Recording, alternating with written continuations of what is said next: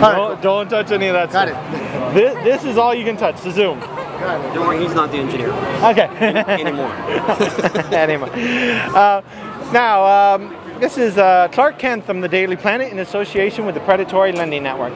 Now we're here at AX talking to some of the exhibitors we talked to last year about some of the developments they have in robot technology. And I'm here with Earl Bishop, the project coordinator for MPS. MPS. Now last year you were talking about some developments you had in like mechanized robots that you were looking to develop.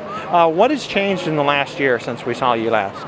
Well, every year we say we're going to be done next year, so this is next year and we'll be done next year.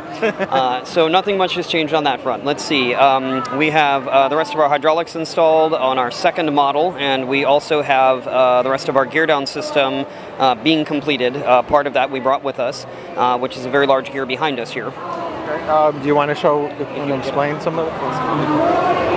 Well, you should probably be in there, then you can point to whatever you need to. So basically this takes the very high-speed power coming out of our drive engine, which we have two, one for the hydraulics and one for the locomotion of the system. That direct drive system has to be geared down to generate a lot of torque, and that's what this does. We have two of these together to give you sort of a frame of reference for how large this machine is. This ring here is about 2.5, 3 feet across, and right here behind us would be that? Yep. He's represented. So how tall would the total robot be? About 24 feet. It'll be about 24 feet tall at the maximum. As far as this model, we're going to look at getting about maybe 17 feet out of it. Once you're sitting in the cockpit and that thing is moving around, you suddenly want it to be a lot lower, and we're at that stage now. Now, I noticed you had your robot a few years ago, because I'm looking at your demo right here. There was some issues with underwater, with oil rigs and stuff like that. How would something like this be able to take underwater pressure? Could something like this work on underwater oil rigs and stuff like that? Okay. We are working on a model that is capable of doing extravehicular activity in space, which is actually very similar to the way that things are treated underwater. That is going to be our 5th generation model, so we're working on the 2nd now. We're just starting on the engineering for our 3rd. So something like that, not only is that feasible, it's practical, it's been part of our plan from the beginning, and we're still continuing towards that. Now, when I'm looking at your demo here, it's similar to what happened in Louisiana with all the floods and stuff like that. There was a lot of issues with crime and stuff like that in the region. How could your, I guess I'd call it a robot, do in a police situation as far, because there was a lot of violence towards the police. Would this also be a potential police vehicle or something to help protect? Yes, of course, departments of a city don't really want to share their hardware, but this machine was designed from the beginning to be capable of doing a whole lot of things without having to purchase new equipment. So what you're looking at is a machine that is capable of moving debris, of assisting people doing rescue operations, so that's more of kind of a firefighting thing.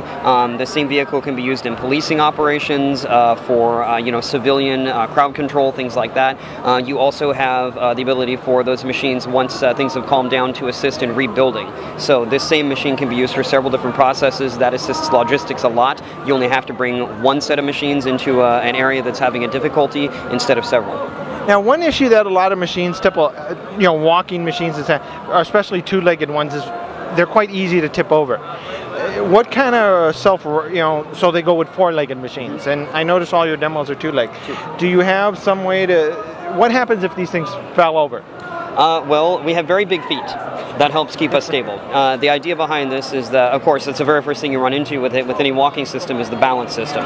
So what we did from day one is started working on software that would actually emulate sort of what would happen kind of no matter what and try to balance this. We got that successfully working on a single node, and what we do is we propagate that same algorithm to the rest of the mechanics of the system. So all the kinematics, how everything is working, how it measures together, all of that is known. So we treat that information as a fairly close approximation of what's really happening, and we do a lot of monitoring to make sure that it's pretty close to what the computer's expecting, and the computer will do exactly what a human being does. You flail your arms if you lose your balance, you change the position of your legs, things like that. If the machine falls over, it just pushes itself back up. Now, at the beginning of the interview, you mentioned that you had, next year, and you keep running. What are some of your? It sounds like you probably had some funding. Have you done venture funding? What are some of the challenges that your business? Is there some way if someone wanted to invest in your company, how be it venture or Kickstarter, how could people actually help invest in your company or support you?